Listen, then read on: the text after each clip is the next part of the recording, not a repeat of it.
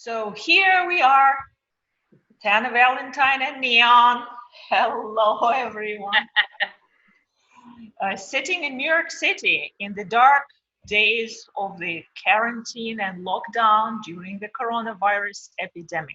So we decided to get together on video this time and chat about our daily life in the lockdown situation and any pluses and minuses and lessons learned from it.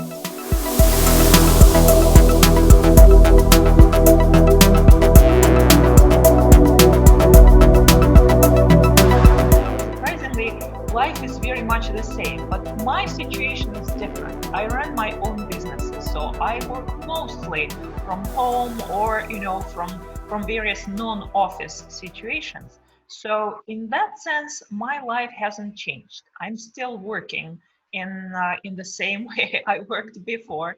I guess the only big changes are homeschooling my kid from home, right? So that is a big change because now I have, in addition to work as a teacher every day, full work day, right?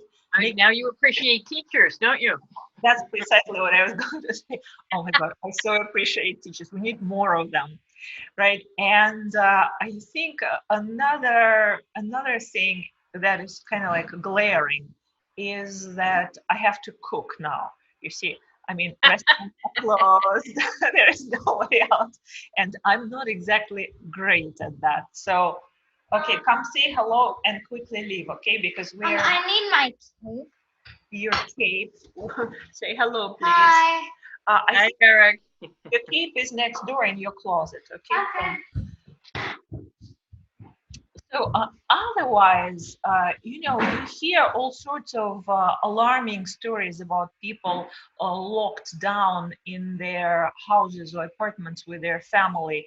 And I'm sure there can be all sorts of disturbing situations happening. This is not happening in my family. I think we are all used to living together, being together most of the time. So if anything, it just brought us even closer together. So things are very peaceful here in terms of family circumstances. For me, I would say kind of like you, it's not as different as you would think. Working for the school system, we kept going, and even like there was a week where the children didn't come in, we still went in 3 days that week. Mhm. So it just everything felt kind of normal, but more stressful because you're like, what are we going to do? What do we have to buy? Are we ready? And the news kept changing every day. So it just, there was a lot of fear and uncertainty, which there still is, but I think we're getting more used to it now. So like, I go to work, come home, and I do live alone. So that doesn't change. And I like being alone. I like being alone in here. So I honestly don't feel isolated at all. In my case, though, because I had early on volunteered, there was a call for volunteers in the Department of Education to staff these regional enrichment centers, which they've opened some of the schools for the children of essential workers, right? Who need the childcare very desperately. You don't have to do this. This is just your volunteering for community. Right. The call went out, and so this was before we stopped going to work. That final week that the staff and teachers were in.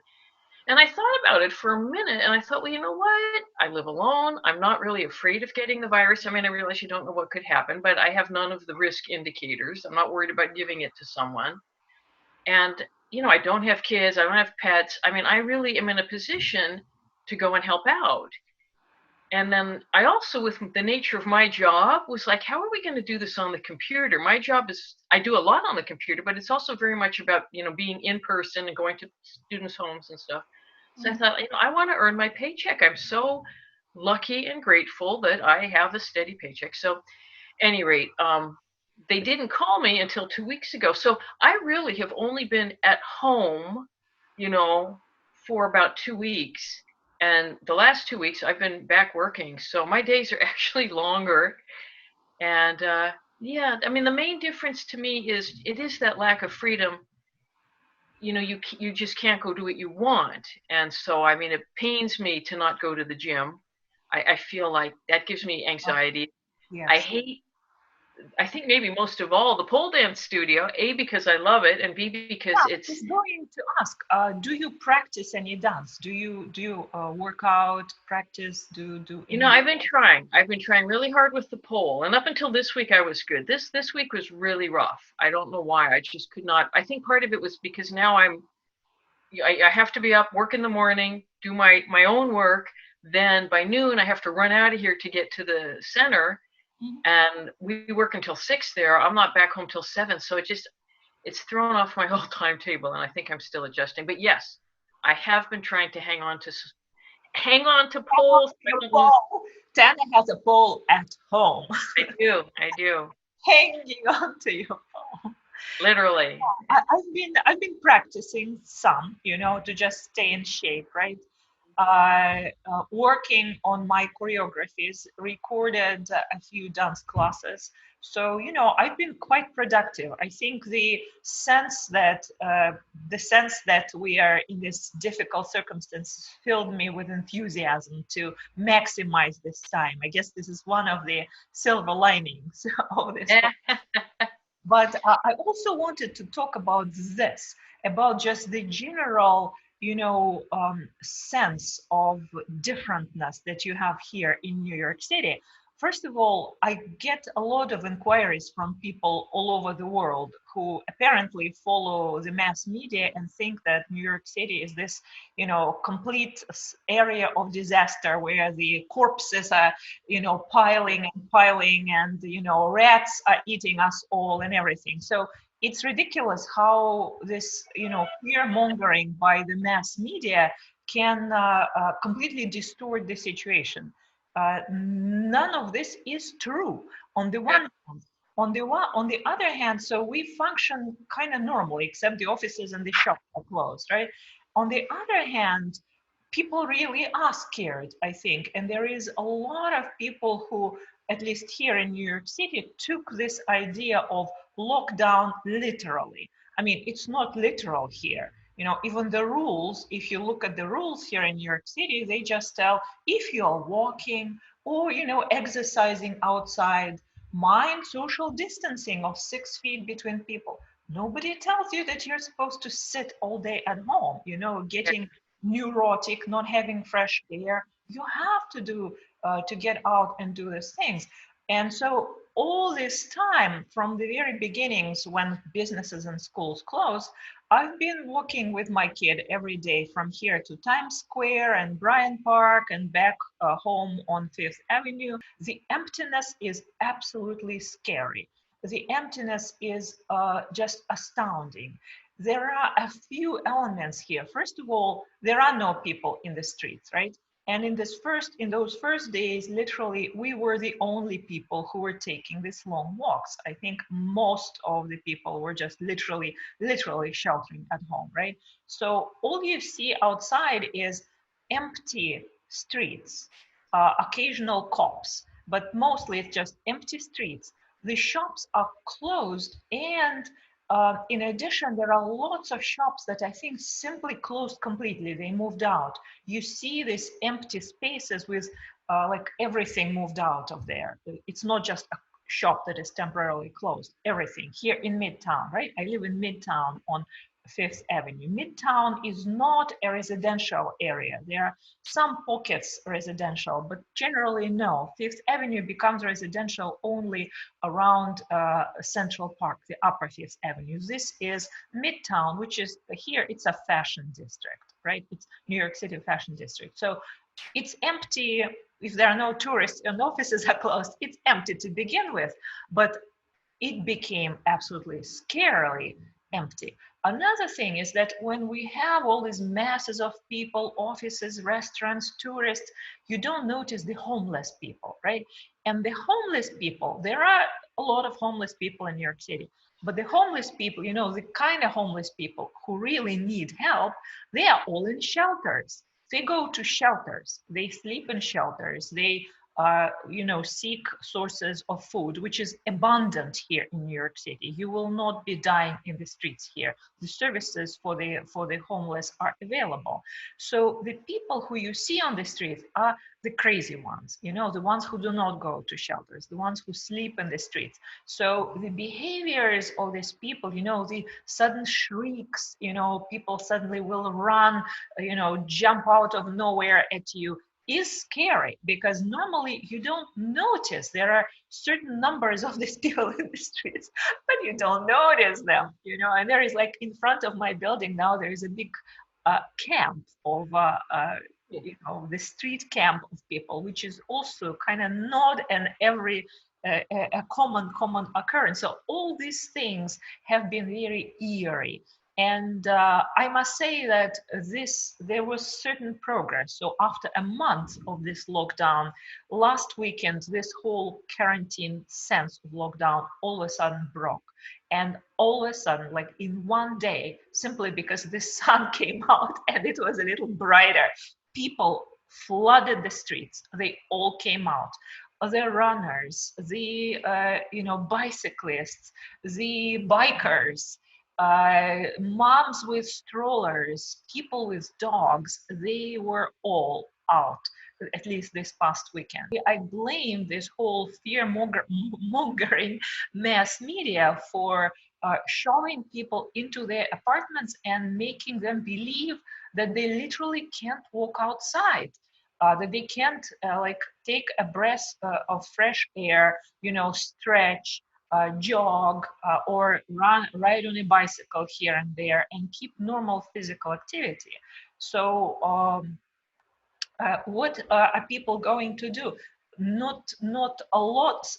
We, right, as dancers, and mostly women, we're used to working out at home. So we will work out with our favorite online fitness gurus. No, you would. I mean, I would have liked to, and I should, but I find it really hard to motivate myself to work out, in a one-bedroom apartment. My whole life is in my living room. And the thing that I am most disliking about this whole situation, I hate working from home. I hate it. It's not something I've ever wanted to do in my life. I resent it. I mean, I realize we have to do it. And I'm grateful to have a job, but in a one-bedroom apartment, now work lives in my living room. I don't want work living in my living room any more than I really wanted it to be a gym in my living room. So I think a lot of my whatever degree of anxiety I'm having, and it's not tremendous, but yes, there's anxiety. We're in a weird situation now and in the future, and so much of when things are unknown, it just gives you low levels of anxiety, if nothing else. But a lot of it for me is definitely focused on work. But in terms of working out, that's one thing it's been kind of fun is that I have been running outside because yes, I agree with you. I think people listen. Well, who knows? Everyone has their fears and their sources where they're getting information. And yeah, I mean, yes, you can go outside. Don't be running right up to people and breathing on them. Put on a mask or make sure you're staying 6 feet apart. Or these are not hard or complicated um, suggestions to be following. In my neighborhood, which is residential and shopping, this is a big shopping area here. I move over into the next neighborhood over, which is a very, very pretty area called the Crescents, bunch of crescent-shaped streets. And these are like freestanding homes with yards. So it's really pretty over there. And this time of year, I love this. I love when the trees bloom. Love blooming trees. One of my favorite things in life is when these trees bloom in the spring. So I have, because the weather has been kind of gray and rainy, when I see it sunny, I just try and squeeze in a run and just go enjoy. I enjoy being out. I love to run, but I prefer it on a treadmill because the downside of street running, and this is why I don't run on the street generally, is that hard sidewalk hurts your knees. And I have to. So do you run now during the? Yes, I have been. I've been running. I'm trying to run like twice a week, but not more than that, because after 3 weeks of it, I could already feel a little bit of tenderness in my knee, and I'm like, okay.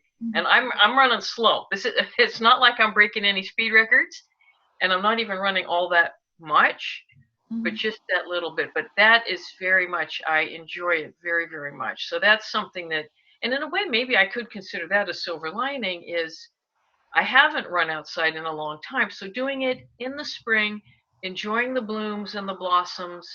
And we are having here in New York, because we had an unbelievably mild winter. Like we did not have a winter this year. The tree blossoms are spectacular. The branches are just like covered. It's like the trees are wearing feather boas. They are so full of blossoms. So that has been a bit of a silver lining. Yeah, we've been, my son and I, we've been taking selfies every day at Bryant Park. And, Mm. now that there is nobody there, well, originally there were nobody there but us and homeless people. Then gradually people started coming there to work. So you basically see a homeless person sitting at one table, next to him, a person with a laptop working, then another homeless person, then a person with a laptop working. So Yeah, people just gradually crawled out of their shelters and started working in the park. And still, because there are no crowds, the landscapers took this time to bring all, endless flats of pansies, daffodils, hyacinths. Oh my God, tulips, spectacular.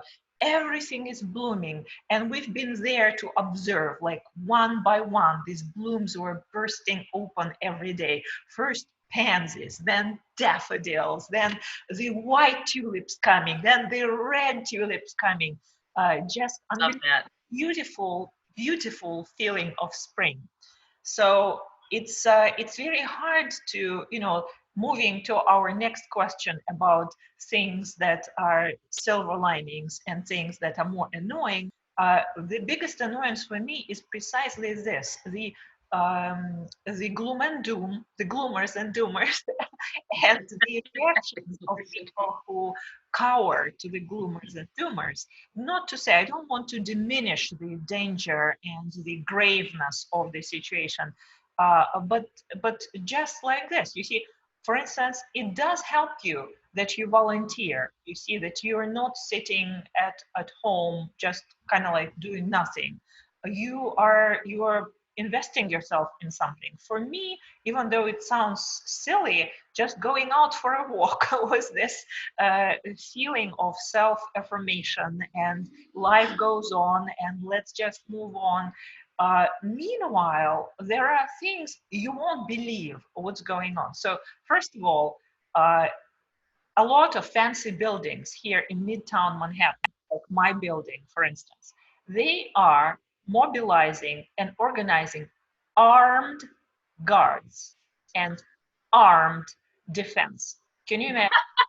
No, I'm not kidding you because fancy shops which have windows on streets like in Soho, they're all boarded now. And here too, the shops which are, jewelry shops, fancy clothes shops, they're boarded with actual boards. Why?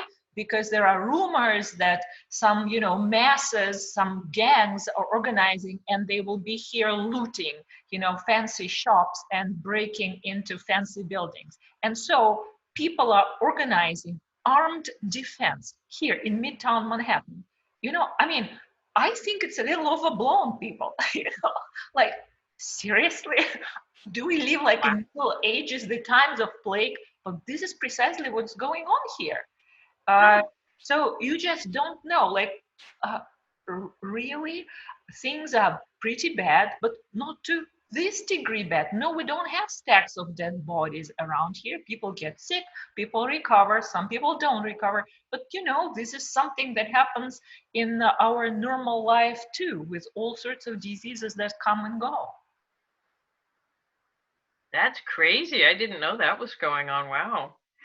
Yeah, you should take a look. I mean, I can show some videos here, I guess, from Midtown life.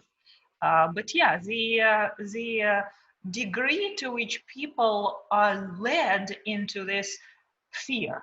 You know, you Yeah, just can't really. walk out. Meanwhile, if you only walk out of your building, life is completely normal. How about stashing toilet paper?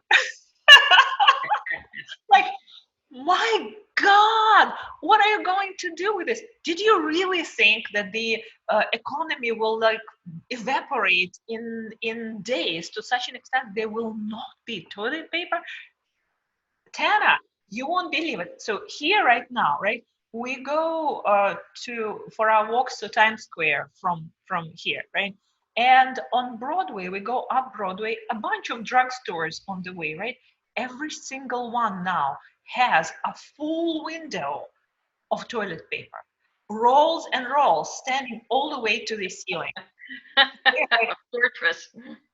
for a couple weeks, people were grabbing every single roll of toilet paper. Now the toilet paper is piled so high you can't see what else is inside. They're like, come on, buy toilet paper. Meanwhile, we are in a non-residential neighborhood here. There is nobody to buy this toilet paper. When there are no tourists and offices are closed, you know, you walk into our local drugstores our drugstore is actually right here inside the Empire State Building on the first floor. There may be like two people in the entire drugstore together with me. You know, there's nobody. Yeah.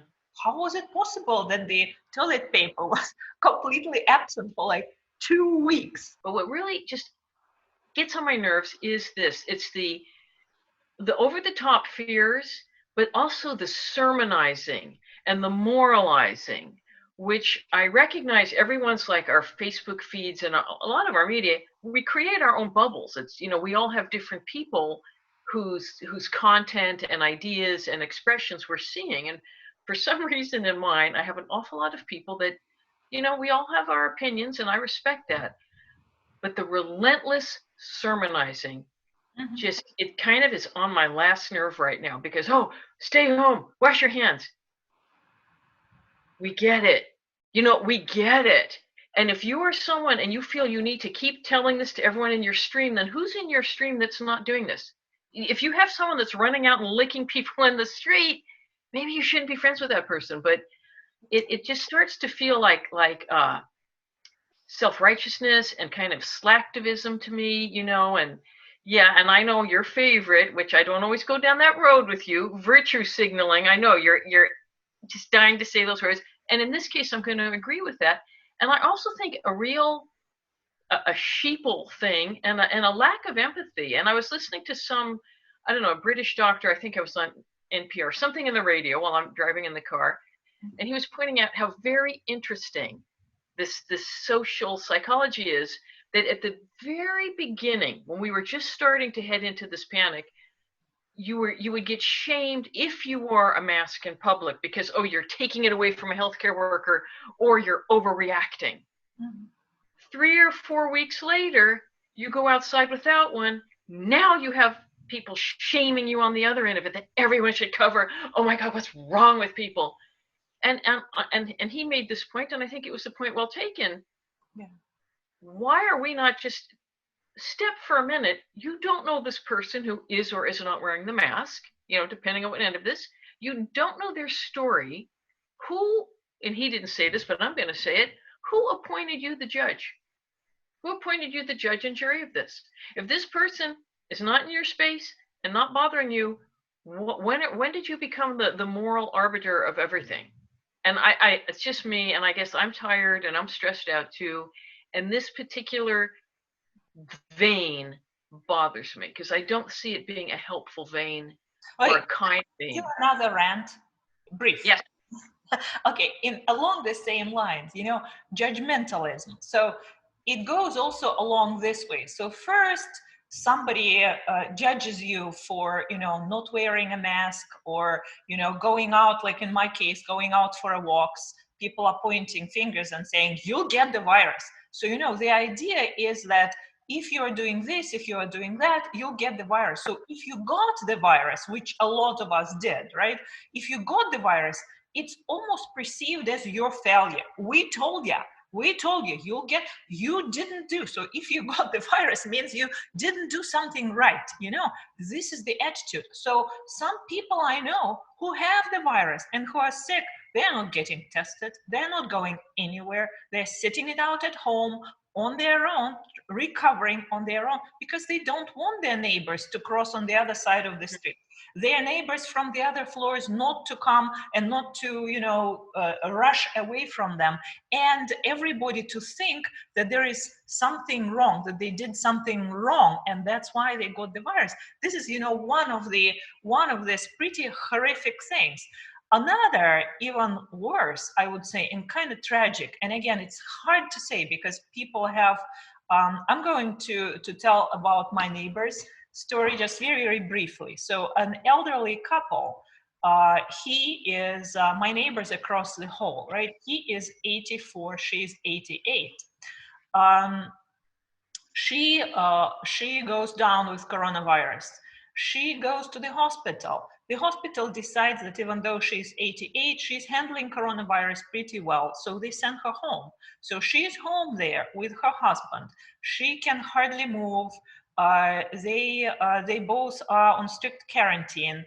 Of all the people in the world, I am the only person who delivers them food, goes to drugstore to get something for them, takes their garbage out, spraying with 90% alcohol the doorknobs and the elevator buttons and everything, constantly working on this. Meanwhile, these people have two grown-up daughters and grown-up grandkids. None of them are here. You see, these old people, they start falling. Like, he falls, calls rescuers because he can't get up, and his wife is with coronavirus, is lying flat and can't do anything. Finally, they call me at 7 o'clock in the morning. She fell down and she can't get up, and she has coronavirus. What am I supposed to say? I'm just going to say, oh, well, but she has coronavirus. No, I put on a mask, I put on gloves, I go and get her off the floor. She was not, sneezing or coughing or anything, but she was blazing hot, drenched in sweat. She was clearly extremely sick. That very night, she went into the hospital. 2 days later, she died. She died alone at the hospital. Her husband can't come out because he is in under the strict quarantine. So that was 2 weeks ago, right? She died 2 weeks ago at the height of this death toll in New York City. And I don't want again to say everybody has different, but this family has grown up kids and grown up grandkids.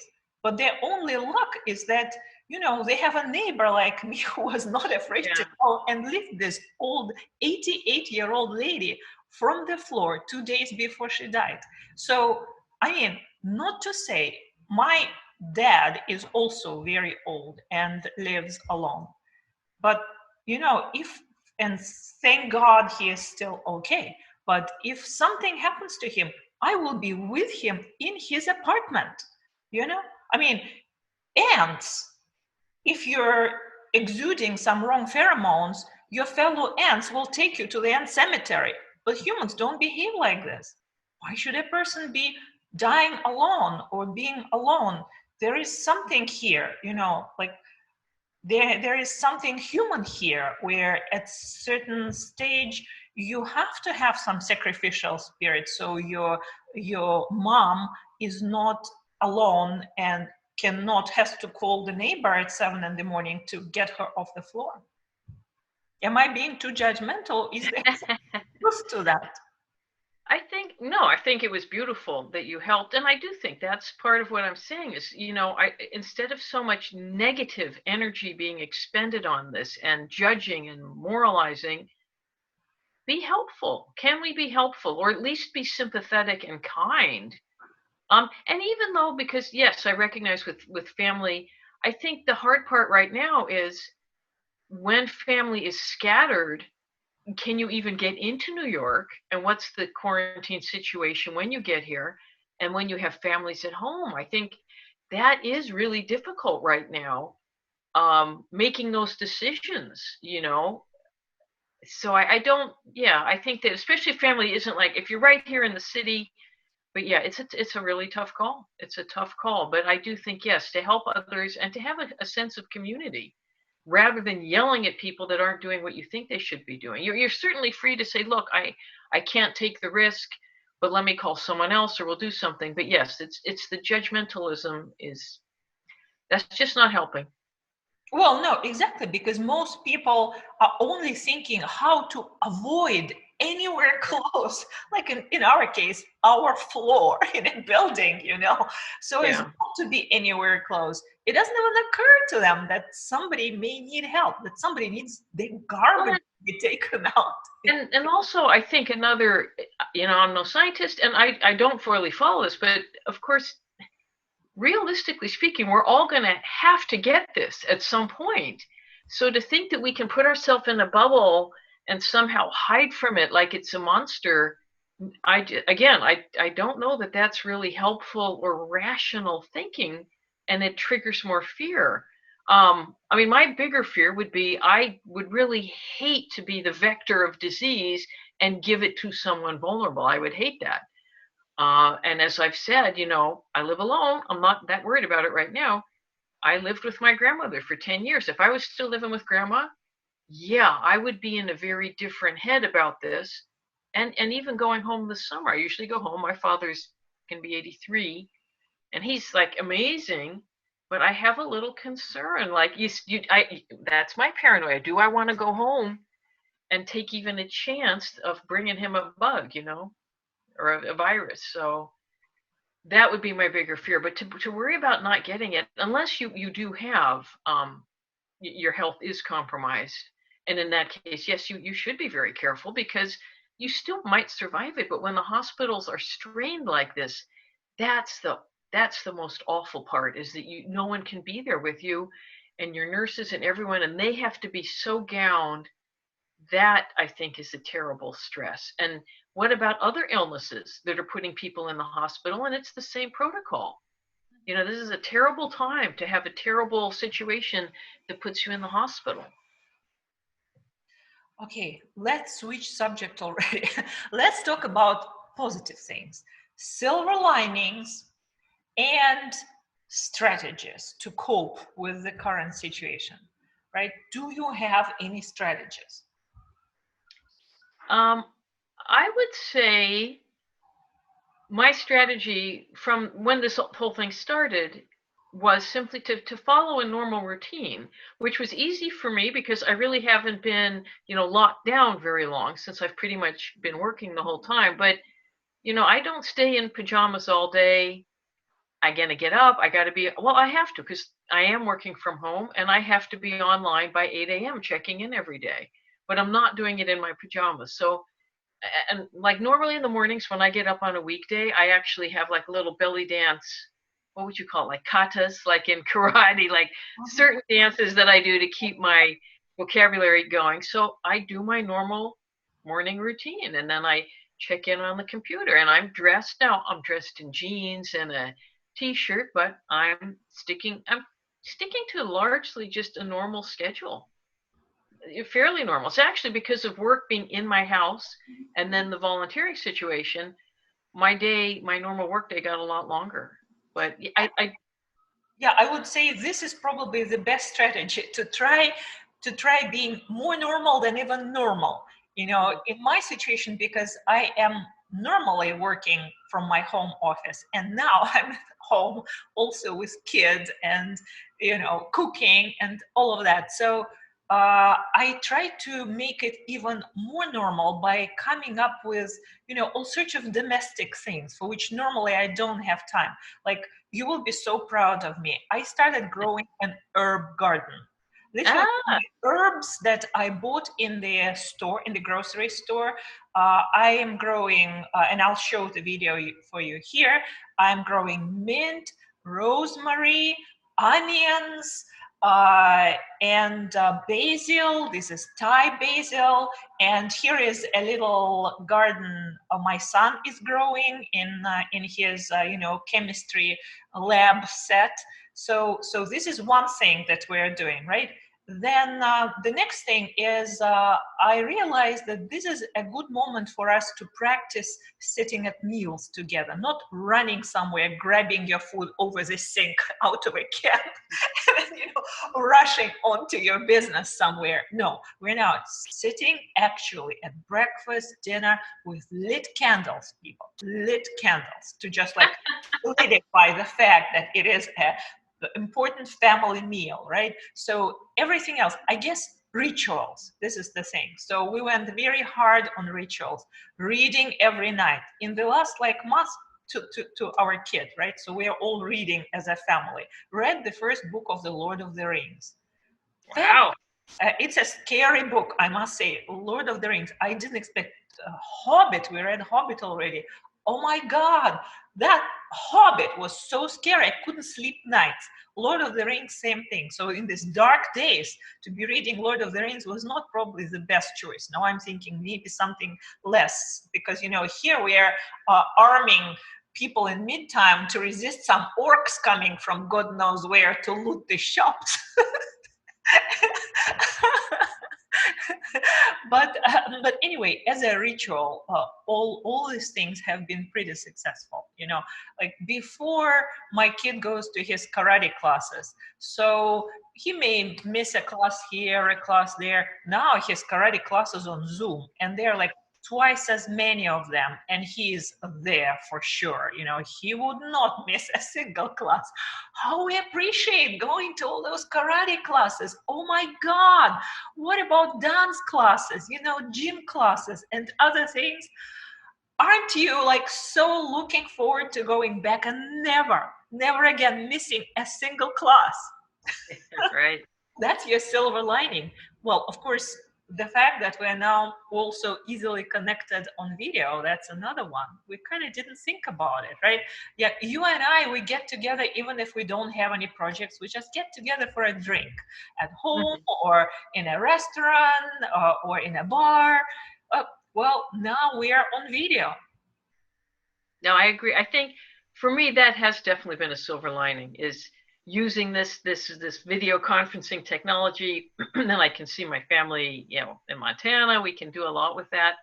And also because of working from home, exploring other technologies within like the Google suite or Microsoft or whatever. And I like that. I like using new technology. So I would say that's a silver lining for sure. Mhm. New Do learning you, new stuff. do you watch news? Uh, No, mhm.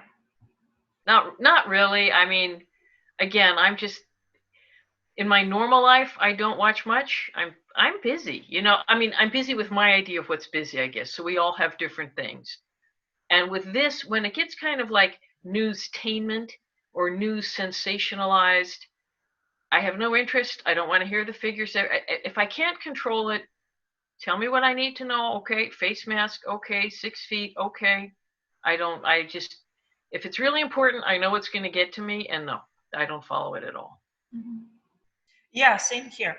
Well, I've never had TV at home. Don't ever watch TV.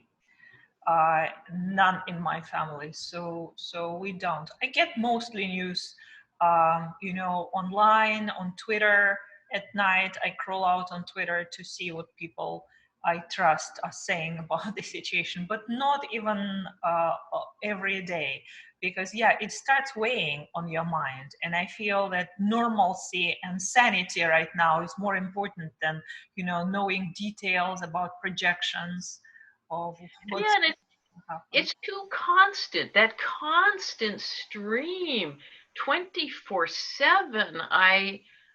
Again, just my opinion, I don't think it's healthy to consume that much of this. And I think, some of it, yes. And I know a lot of people, they like to watch the governor's briefing or a specific time when you get it all in. So if I am going to watch like on the local news and they have that little ticker that runs across the bottom, 15 minutes, I feel okay.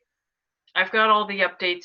That's enough. And I'm going to go back to watching, if I'm watching TV, which when I get home late and I'm tired, I don't always even put the TV on, but I go back to my usual home renovation or off-grid builders or these type of crazy things that I actually like to watch and that I find more satisfying and good.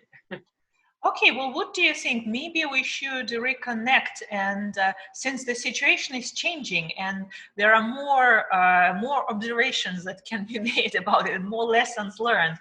Let's reconnect in a couple days, right? Maybe right after the weekend, and I hope you will join us too.